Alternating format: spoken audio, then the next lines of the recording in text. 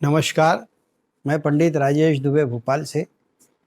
जैसा कि हम लगातार हमारे क्रम में दीपावली कैसे मनाएं इस कार्यक्रम को आपको लगातार दिखा रहे हैं। इसी श्रृंखला में आज नरक चौदस, रूप चौदस और काली चौदस के संबंध में हम आपको जानकारी देंगे। जैसा कि विदित होता है, नरक चौदस अर्थात यम के क्षेत्र से संबंधित यहाँ पर विचार व्याख्या की जाती है। नरक चौदस का जो दिन होता है, कहा जाता है कि मनुष्य से ज्ञात और अज्ञात अवस्था में जो भी पाप कर्म हो गए हो, उन पाप कर्मों से मुक्ति पाने के लिए नरक चौदस जो है यह पर्व को मनाया जाता है। आखिर हम इसे कैसे मनाएं? धनतेरस का पूजन करने के पश्चात नरक चौदस के दिन ब्रह्म मुहूर्त में सोकर उठने का विधान माना जाता है। प्रातःकाल सोकर उठे ब्रह्म मुहूर्त में उठने के पश्चात अपनी दैनिक नित्य कर्म क्रियाओं से निवृत्त होने के उपरांत जो है अपने शरीर को उपटन लगाएं। उपटन लगाने के पश्चात उसे तेल से साफ करें और तेल से साफ करने के साथ साथ सूर्योदय से पूर्व में आप स्नान कर लें। इसे अमृत स्नान कहा जाता है। अमृत स्नान करने से सीधे सीधे यह बात सामने आती है कि हमको अमरता का वरदान मिलता है। यहाँ पर अमरता से तात्पर्य यह होता है कि आपके काया से संबंधित रोग आदि नष्ट हो जाते हैं। बड़े वैज्ञानिक कारणों से इस पर्व को मनाया जाता है। एक वैज्ञानिक कारण उसका यह है कि जब हमारे नवरात्र आते हैं, वहाँ से हम हमारे घरों की साफ सफाई, रंग रोगन आदि के कार्यों में लिप्त हो जाते हैं। दीपावली से पूर्व पूरा घर स्वच्छ और चमकीला बना लेते हैं, चमकदार कर देते हैं, रंग रोगन करते हैं, लीपा पोती करते हैं। सारे कार्यों से जब हम निवृत्त होते हैं तो हमारे शरीर के जो चर्म होते हैं उसमें कुछ खुश्की सी आने लगती है। उसके दो कारण होता है कि जब आप सफाई करते हैं धूलों के कारण उसके ऊपर संक्रमण होता है, या फिर मौसम या ऋतु के परिवर्तन के कारण शरीर में खुश्की आती है। कहा जाता है कि इस दिन उपटन लगाकर और शरीर पर तेल लगाकर मालिश करने और स्नान करने से जो है यह जो दोष शरीर के ऊपर होता है ये नष्ट हो जाता है। ये नरक चौदस का सबसे पहले मनाने का तरीका होता है। आध्यात्मिक तरीके से यदि देखा जाए तो कहा जाता है कि आज के दिन नरक चौदस अर्थात नरकासुर राक्षस का भगवान श्री कृष्ण ने जो है वध करे थे और 16,000 गोपियों को बंधन मुक्त किए थे। इसलिए जो है त्रेता युग से इसकी परंपरा इस रूप में भी चली है। इसे नरक चौदस के रूप में मनाया जाता है। आखिरकार नरक चौदस को पूजा क्या करें और कैसे करें, यह मनुष्य के मन में प्रश्न आता है। आज ध्यान रखें कि यह रूप चौदस जो नरक चौदस के रूप में मनाई जाती है, तो नरक के अधिपति देवता यम होते हैं। इसमें यम का पूजन किया जाता है। शास्त्रों के मत के अनुसार, श्रुति और स्मृति, पुराण और शास्त्रों के अनुसार यह स्पष्ट रूप से कहा गया है कि जब दीपावली पे 5 दिन अग्नि पृथ्वी पर आती है अर्थात पृथ्वी पर वास करती है, तो उनके साथ साथ वहीं पर यम भी इस पृथ्वी लोक में आते हैं। जब यम स्वाभाविक रूप से पृथ्वी लोक पर आते हैं तो उनका पूजन भी एक स्वाभाविक है। हम यम का पूजन कैसे करेंगे? बहुत साधारण सी बात है, बहुत चिंता का विषय ये नहीं है। नरक चौदस के दिन प्रातःकाल ब्रह्म मुहूर्त में जागृत अवस्था में आकर शरीर में उपटन आदि लगाकर अनेकों प्रकार के उपचय करके स्नान करना चाहिए और उसके पश्चात जो है स्वच्छ और नवीन कपड़ों को धारण करना चाहिए, वस्त्रों को धारण करना चाहिए। ना हो तो नवीन ना हो तो धुले हुए वस्त्रों को धारण करना चाहिए और इत्र आदि अपने कपड़ों पर और अपने जहाँ जहाँ उपयोगी लगता है वहाँ पर इत्र का लगाना चाहिए और छिड़काव करना चाहिए। इससे आपका मन प्रसन्न होता है। अब शाम के समय हमें क्या करना है? जिस प्रकार से धनतेरस का पूजन करके हमने 5 से 13 दिए का विधान आपको बताए थे, आज हम आपको बताएंगे कुल मिलाकर 14 दियों का विधान। 14 दीपक सायंकाल आपको क्या करना है? आपको 2 चौमुखा दीपक बनाना है। एक चौमुखा दीपक गाय के गोबर से बना हुआ हो और एक जो है आटे का बना हुआ हो। दोनों इस हिसाब से बनाना है कि उसमें अधिक मात्रा में आप तेल भरें तो मध्य रात्रि तक वह जलते रहें अखंडित होकर। यह उसका सबसे बड़ा एक नियम होता है। 14 दीपक आप एक थाली में या परात में सजाएं। उसके पश्चात यह जो 2 दीपक और है इन दीपकों को जो आटे का बना हुआ होगा और एक गोबर का बना हुआ होगा उन्हें भी आप रखें साथ में। चौमुखा दीपक जो आटे का, उसमें आटे की 4 रुई की बत्तियां लगा दें। इसी प्रकार से जो है फिर उसके पश्चात जो गाय के गोबर से बना चौमुखा, उसमें भी 4 बत्तियां लगा दें। ये 4 बत्तियां इस बात का प्रतीक होती है पूरब, पश्चिम, उत्तर, दक्षिण, इन चारों दिशाओं को जो है वो नियंत्रित करती है और जितनी भी नकारात्मक ऊर्जा होती है उसको नष्ट करती है, इसलिए इसका प्रयोग किया जाता है। अब यह करने के साथ में जो हमने 14 दीपक सहित इनका पूजन करेंगे। पूजन करने के पश्चात आज जो है हम जो दीपक को जलाते हैं नरक चौदस के दिन, उनका विशेष विधान होता है।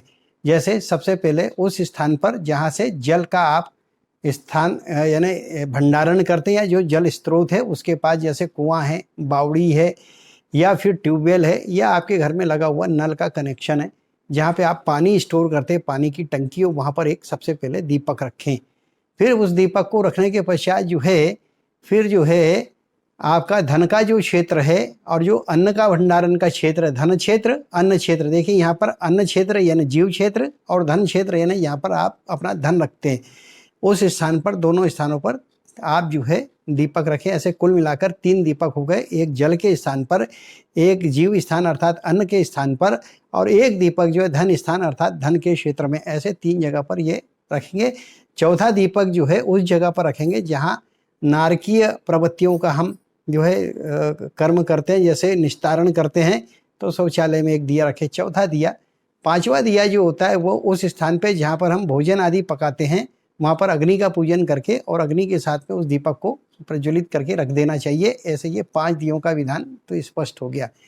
बचे शेष जो 9 दिए हैं उनको अपने घर के चारों ओर जो है अरावली बनाकर, जहाँ भी आप समझे, या अपने मुख्य द्वार पर सब तरफ रख के उन्हें प्रज्वलित कर दें।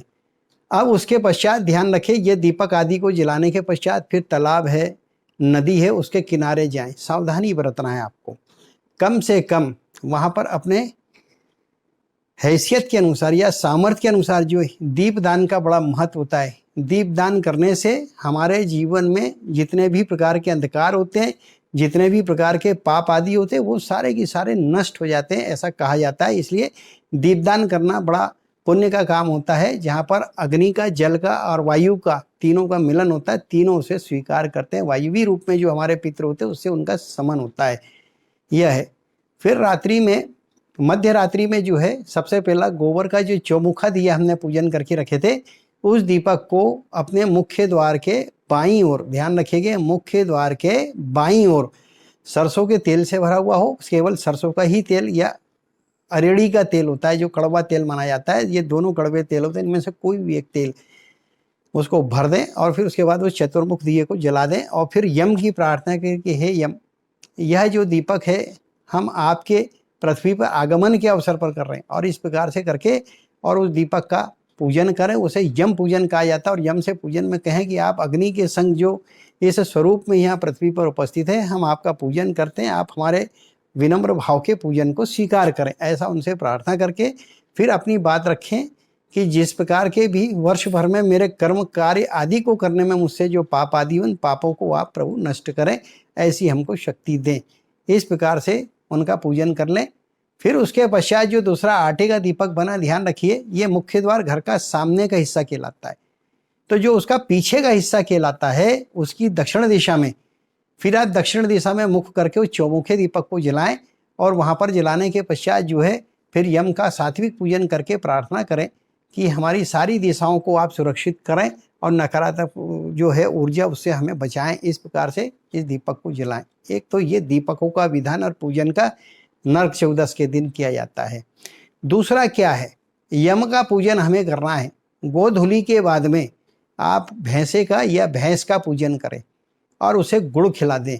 ऐसा करने के बाद भैंसे के सामने खड़े होकर निवेदन करें कि आप हमारे समस्त दोषों का, पापों का और शत्रुओं का नाश करें। ऐसी प्रार्थना करके आप वहाँ आ जाएं, पीछे पलट कर ना देखें। ये 2 के बाद तीसरा विधान हमने आपको बताया।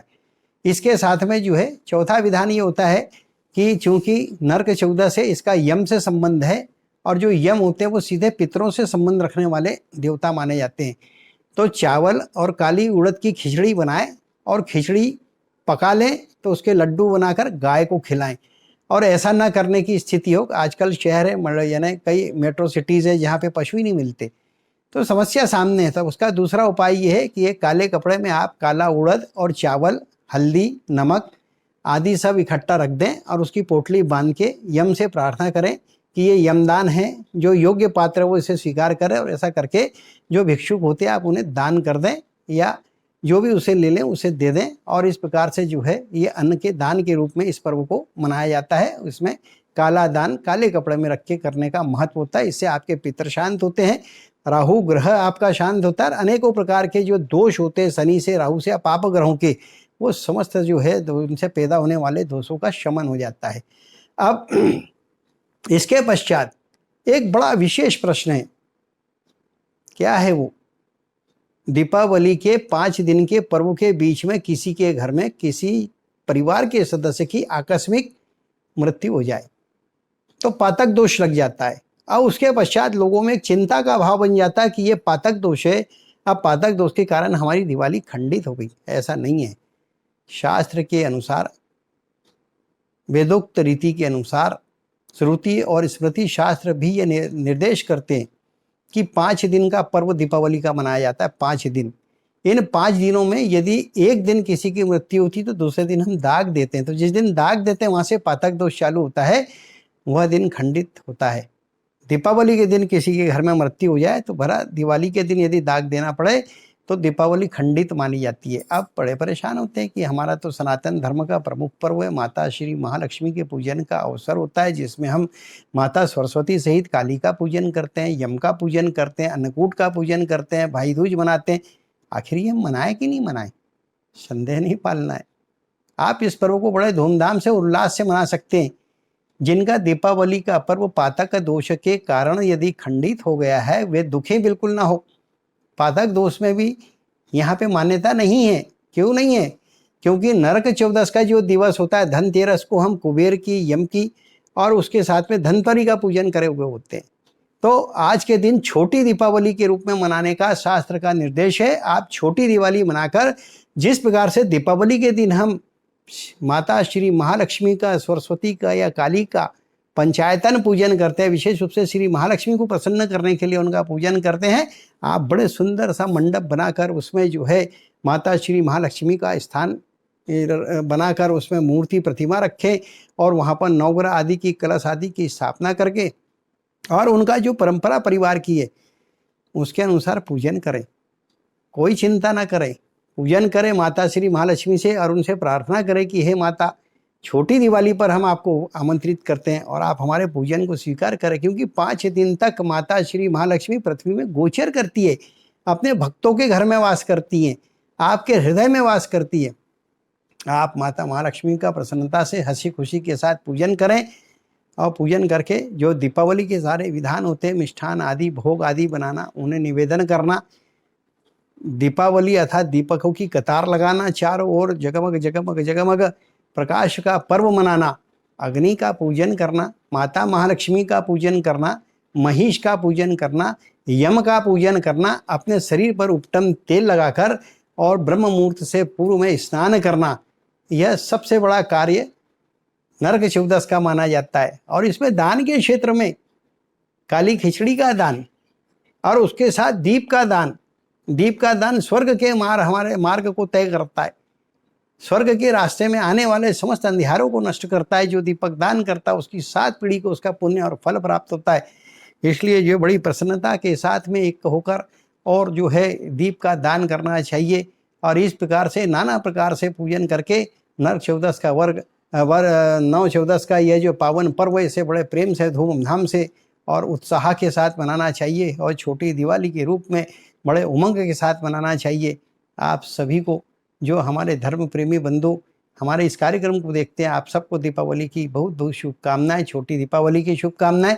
ध्यान रखिए, यदि हमारे कार्यक्रम में आपको जानकारियां उचित लगी है तो आप उसे सब्सक्राइब जरूर करें, आइकन बेल की घंटी बजाएं ताकि हम उसे दबाएं, ताकि आने वाले हमारा अगला सीरीज का कार्यक्रम जो दीपावली का वो आपको तुरंत देखने को मिले। सब्सक्राइब करना ना भूलें, इस बात का ध्यान रखें। आपका केवल दर्शन करना, देखना और सहयोग करना ही हमारे लिए बहुत महत्वपूर्ण होता है। इसी के साथ में नमस्कार। सारे कृत्य आपके मंगलमय हो। भगवान और माता से मैं लक्ष्मी से प्रार्थना करता हूँ कि आपके घर में धन धान्य का वास हो। ओम ऐं श्रीं नमः।